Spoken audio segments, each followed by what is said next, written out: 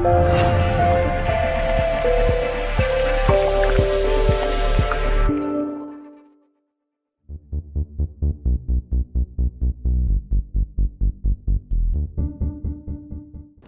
1-1 today. Fair result in the end, do you think? I think they deserved to take the lead because of the shape they used in the first 30 minutes. Then there was a little bit of a break in the first half where they had a serious injury and a rejig the lads, and then we got a foothold in the game, carried on the second half, got the goal, the equaliser. They had a few chances second half, but I'm just disappointed that the chances we created second half that we didn't go on to win the game, and then we get a little bit fed up with people saying we should have won that, or we've had enough chances to win a game. The subs livened us up, so you must be pleased about that. You brought the right players on at the right time again. I had to sacrifice Lewis. Lewis has been looking a bit tired and he got himself on a yellow card. But we changed the shape a little bit. It was clear that you had the two up front, big man, little man, quick one, and then you had one behind, and they were causing us all sorts of problems with the fork. We were having to use 5 players to man the free, so it just made us a 3-man defence with one in front, and then I asked Minahan and Duxbury to give us a little bit more going forward, and that freed up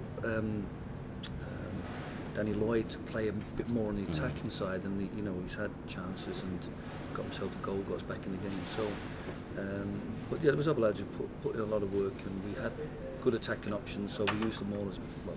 We can only use 3, but they all got on and added a little bit to the game. You won't have seen it, but when you sent Big K, I think, out to tell Scott Spencer that he was coming on for the second half, he was stood in the centre circle, he punched the air in delight. It's like watching a small child leaping about, the excitement that he had for coming on for that second half. I say you won't have seen that, but that's the kind of attitude we're looking for, isn't it?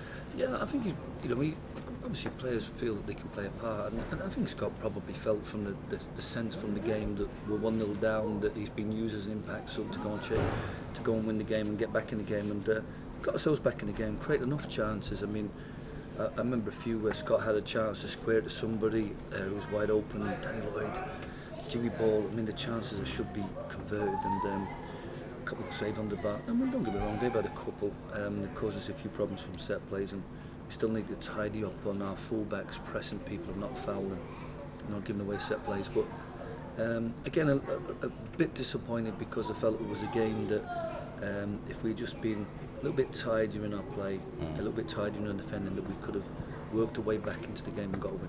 In terms of the finishing, I can sort of understand how if you're conceding goals you can say, well, we need to defend better, we need to change this, that and the other. If strikers are missing opportunities, how can you resolve that?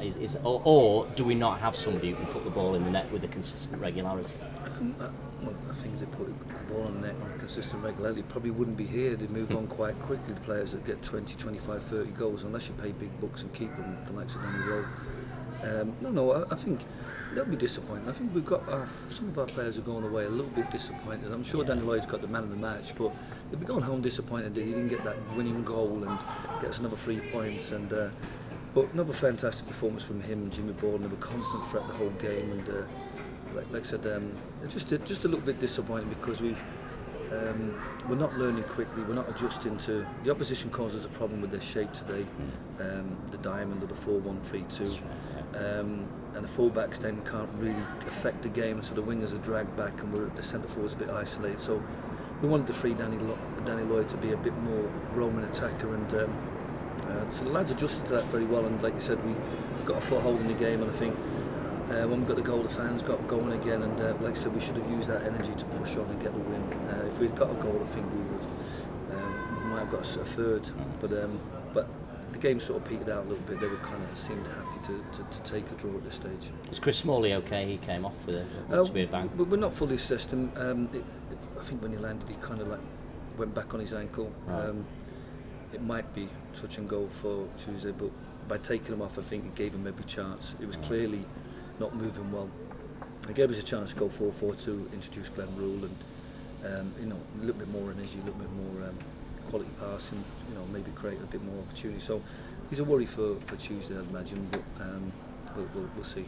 With Adam Thomas and Gary and Chris Smalley now, obviously there's a concern injuries. You've pretty much picked the squad that you've got.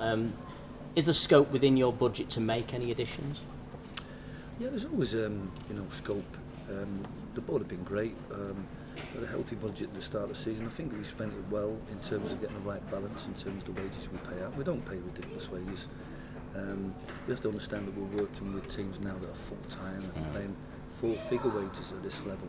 So they've been bankrolled and it's perhaps not as sustainable, but we're a sustainable club. The budget's healthy. I think the group is healthy. I think we've got options. It always affects you when you've got a tight group, when you lose a right winger for the season, or you've got a player out of form who's not quite, doing the job for you. So then you have to kind of manage it. We'd like to get a quality loan in. It's not a question of whether the money's there, it's a question of whether the quality player's there or not. Right. So we're in the market for maybe somebody with a bit of quality and dash on the right, and that way then we'd have Danny Lloyd and Jimmy Ball and that player playing off the big man. But we've got enough midfielders, enough defenders, so I think the group's healthy at the moment. And like I said, the question here isn't about going out and getting players anyway and disregarding the players we currently have. I think the players we have at the moment are good enough. They just need to tidy up, get the confidence back, and just move from being a mid-table team to a playoff contenders.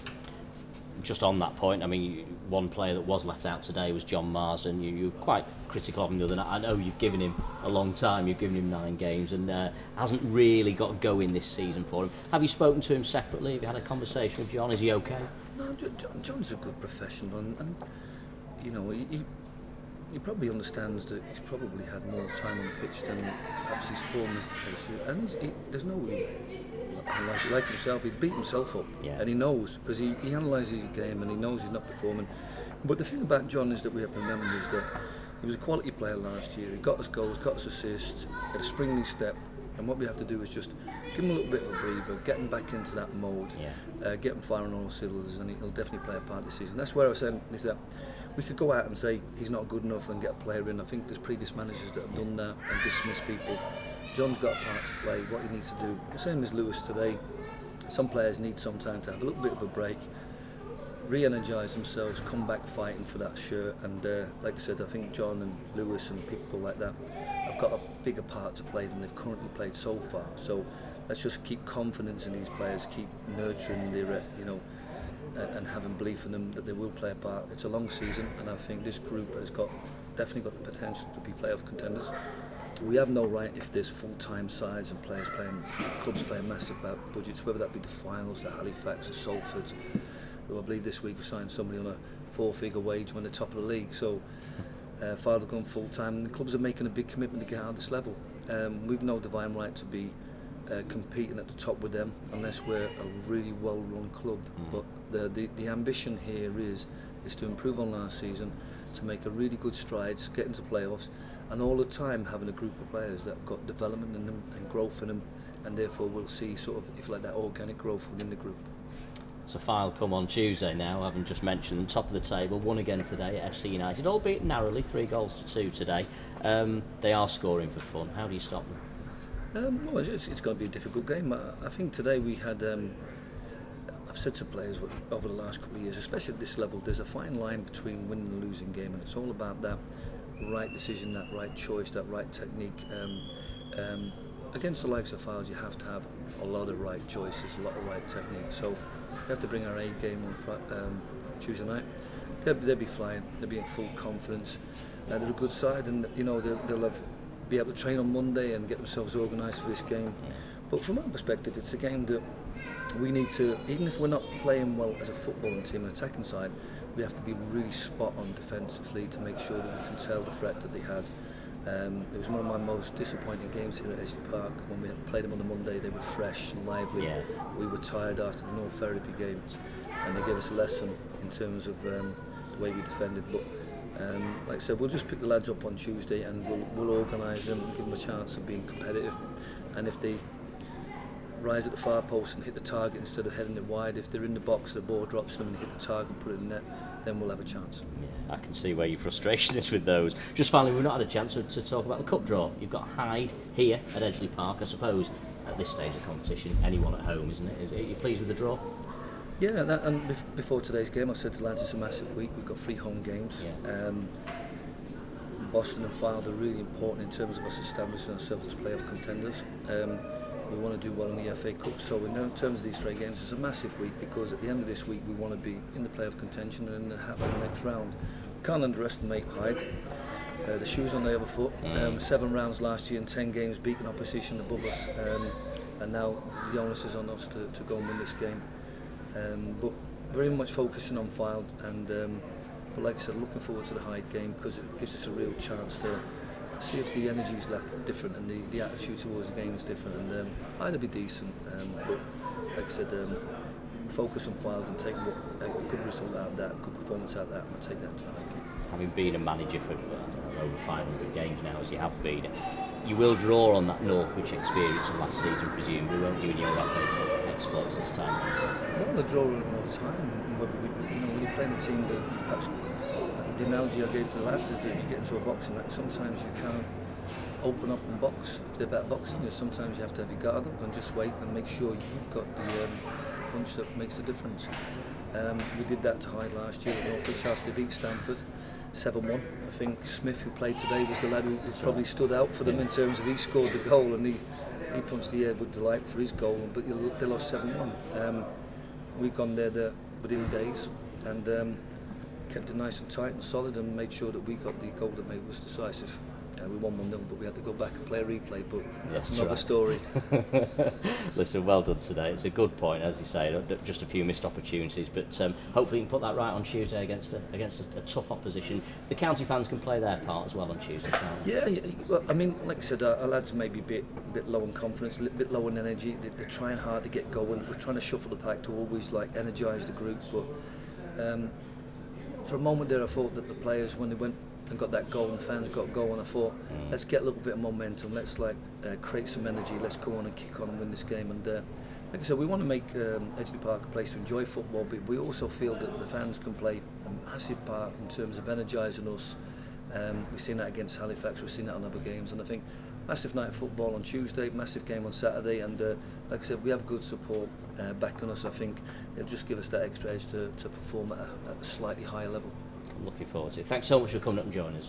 Really appreciate that. James Gannon live on Pure 107.8 FM tonight. Thank you.